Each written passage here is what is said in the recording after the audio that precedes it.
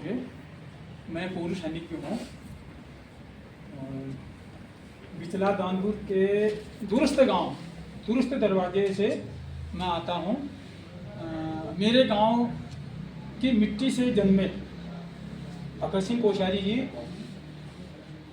मुख्यमंत्री की कुर्सी और राज्यपाल की कुर्सी और अन्य पदों पर सुशोभित हो चुके हैं, लेकिन बावजूद इसके मेरे गांव की हालत आज भी जस की तस है।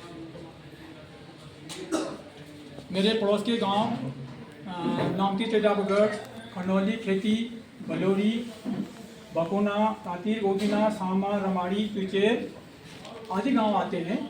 तो इन गांवों में आज भी समस्या जस की तस है। थोड़ा सुधार तो है, लेकिन जिस तरीके से अन्य गांव प्रगति कर रहे हैं उस हिसाब से हमारे गांव में तरक्की नहीं हुई है आज। लेकिन सवाल आज ये नहीं है, ये विषय थोड़ा हटके है कि मैं धन्यवाद करना चाहूँगा कृषक जी का, जिन्होंने मुझे यहाँ पर बोलने के लिए बुलाया और ये संचालक बोलेगा। तो आज उत्तराखंड राज्य बने हुए 25 साल हो गए। सरकारी स्तर पर बड़े जोर शोर से ये चलाया जा रहा है कि हमने ये उपलब्धियाँ की प्राप्त कर ली हैं, ये है सो है, और दिल्ली दरबार से लोग आ रहे हैं यहाँ, ऐसी बात नहीं है।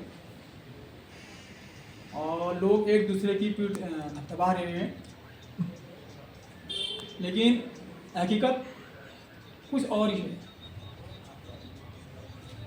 जिस अवधारणा के साथ उत्तराखंड राज्य की मांग की थी लोगों ने, मैं उस समय सेना में था, मैं उसमें रिटायर नहीं हुआ था, आज मुझे रिटायर हुए करीब 25 साल हो गए हैं।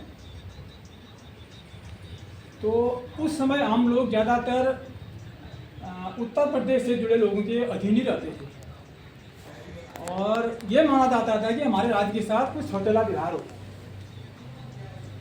और लोग हमारी बात को नहीं समझ पा रहे। तो यहाँ के लोगों की मांग थी कि अगर हमारा राज्य होगा, हमारे ही लोग होंगे, विभागों में काम करने वाले लोग हमारे ही होंगे, हमारे ऊपर जो राज करेंगे वो भी हमारे लोग होंगे और अपने ही लोग होंगे। सब हमारे जंगल होगा, हमारी ज़मीन होगी, हमारा ही पानी होगा। तो यहाँ पर सारी चीज़ें व्यवस्थित तरीके से होंगी, क्योंकि यहाँ का आदमी ही यहाँ की परिस्थितियों को बेहतर तरीके से जान सकता है। ये लोगों की आम राय थी उस समय कि जो ये उत्तर प्रदेश के मैदानी क्षेत्रों के जो लोग हैं वो शायद हमारी बातों को उतना नहीं समझते हैं, हमारी बातों को। तो हम अगर हमारा ही आदमी यहाँ से हमारे ऊपर राज करेगा, सारे विभागों में हमारे ही लोग होंगे और सारी चीज़ें यहाँ की होंगी, तो यहाँ की परिस्थितियाँ जो कुछ बदलेंगी, हमारी व्यवस्थाएं कुछ बदलेंगी, क्योंकि यहाँ का आदमी यहाँ की बात को ज़रा जानता है। ये लोगों की आम राय थी। तो 25 साल हो गए हैं, रजत जयंती मनाई जा रही है बहुत धूमधाम से। दिल्ली दरबार से लोग यहाँ आ रहे हैं, आपने देखा भी होगा, प्रधानमंत्री जी आए थे और कुछ यहाँ की लोकल भाषा में जो है वो कुछ बोल भी रहे थे, वो खूब तालियां बटोर भी रहे थे, आपने देखा होगा। तो बड़ी विडंबना है कि आज तक हम अपनी राजधानी तय नहीं कर पाए, बावजूद इसके लोगों में श्रेय लेने की जो है होड़ मची हुई है। आज हम यहाँ पर ये सारे लोग इकट्ठे हुए हैं, सारे शुभ चिंतक हैं और बात को रख रहे हैं, तो यहाँ से चीज़ें जो है दूर तक जानी चाहिए और ऐसा मेरा मानना है। परिवर्तन नाम की कोई चीज़ नहीं हुई है। आज चुनाव हो रहे हैं, विधायक जी बन रहे हैं, सांसद बन रहे हैं और पंचायतों में चुनाव हो रहे हैं, जनप्रतिनिधि बन रहे हैं, बदला कुछ भी नहीं है। वही कमीशन खोरी, वही योजनाओं की दलाली और अपने लोगों को काम दिलाना। और जो आदमी आज से 10-15 साल पहले टूटी हुई चप्पल में चलता था, आज वो महंगी गाड़ी में घूम रहा है, आपने देखा होगा। बहुत बदलाव हो गया लोगों में, लेकिन जो आम लोग हैं वो जस के तस हैं। मैंने खुद अपने क्षेत्र में आंदोलन चलवाया था 4 किलोमीटर की सड़क के लिए। मैं भगत सिंह कोश्यारी जी के गांव से आता हूं। 4 किलोमीटर की सड़क के लिए हम लोगों ने आंदोलन चलवाया था। ये हमारे संयोजक कृषक जी हैं और अन्य लोग थे, बहुत सारे साथी हमारे। हम लोग पैदल थे, पैदल, जिसको पैदल बोलते हैं। जब हमको बुलाया गया वार्ता के लिए बागेश्वर में जिलाधिकारी महोदय से वार्ता करने के लिए, हमारे पास जेब में पैसा नहीं था। ये जोशी जी हैं, इन्होंने हमको आने का टिकट दिया था।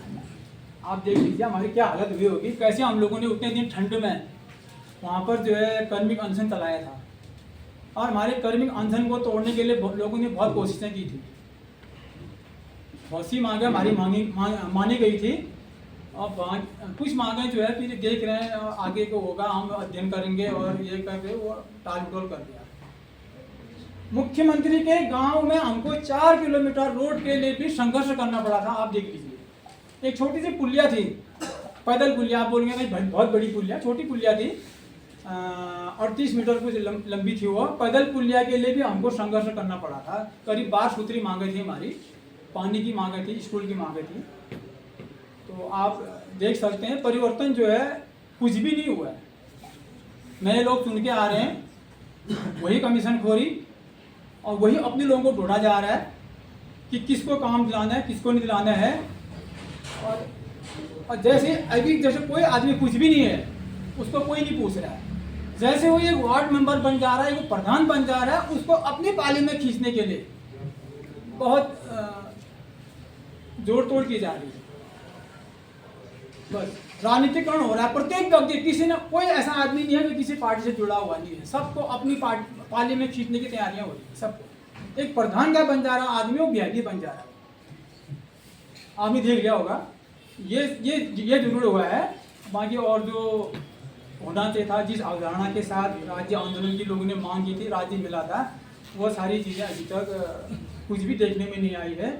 और जो भी यहाँ के नीतियाँ बन रही हैं, जो भी निर्माण हो रहे हैं, वो सब दिल्ली दरबार से आदेशित हो रहा है। वहाँ से क्या होना है क्या नहीं होना है, सारी चीज़ें वहाँ से जो है वहीं से कंट्रोल हो रहा है। तो कुल मिला के देखा जाए तो हमारे राज्य बनने से उतना ज़्यादा फायदा नहीं हुआ है। ऐसा नहीं है कि जो यहाँ के नेता हैं, यहाँ के जो प्रशासक हैं, वो इन चीज़ों से अनभिज्ञ हैं, ऐसा भी नहीं है। वो सब जानते हैं लेकिन करना नहीं चाहते। सत्ता की जो मलाई है ना, उसको लपेटने में, समेटने में लगे हैं सारे लोग। उस मलाई को जो है समेट रहे हैं सारे लोग। ऐसा नहीं आप सोचते हैं शायद उनको पता नहीं होगा। यहाँ के लोकल के लोग हैं, हमारे विधायक लोकल के हैं, सांसद लोकल के हैं, मुख्यमंत्री हमारा है, पुलिस विभाग हमारा है, वन विभाग वाले हमारे हैं। कोई इतने दुखते ही आदमी हैं जो उत्तराखंड से बाहर के लोग हैं, बाकी सब इधर के ही हैं। इसके बावजूद भी अब पता नहीं क्या कारण है, हम लोगों की मानसिकता है या हमारे राजनेताओं की मानसिकता है, या हम लोग उनको बदल नहीं पा रहे हैं, या ठीक टाइम जब हमको उनको बदलने का होता है उस समय हम लोग बिक जा रहे हैं। इसका समाधान जो है हम सब लोगों को यहाँ पर जो है निकालना चाहिए। या तो राजनीतिक परिवर्तन से ही ये समाधान हो सकता है, या फिर कोई और विकल्प है, उस पर जो है सभी लोग अपनी अपनी राय रखेंगे, ऐसा मेरा मानना है।